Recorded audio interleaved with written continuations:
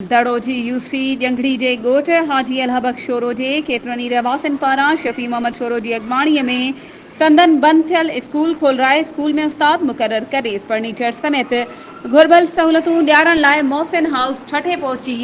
सूबाई वज़ीर हाजी अली हसन ज़रदारी जे PA शाहनवाज़ लोहार सां मुलाक़ात करे खेसि ॿुधायो त संदन ॻोठ जो प्राइमरी स्कूल काफ़ी वक़्त खां बंदि थी वञण करे संदन ॻोठ समेत आसपास जे ॻोठनि जा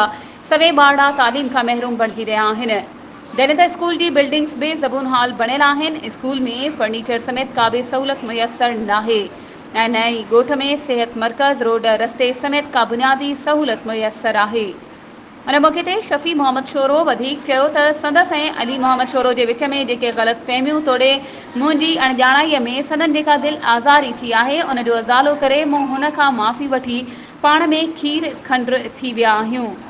हुन चयो त हाणे समूरा ॻोठवासी गॾिजी ॻोठ जी भलाई तोड़े बहितरी लाइ कमु कंदा रहंदासीं। उन सिंध हुकूमत ज़िले इंतिज़ामिया समेत चूंडियल नुमाइंदनि खां संदन ॻोठ जा समूरा जाइज़ मसइला हल करण जो मुतालबो कयो आहे। वधीक ख़बरुनि ऐं अपडेट्स जे लाइ असांजे चैनल खे सब्सक्राइब कयो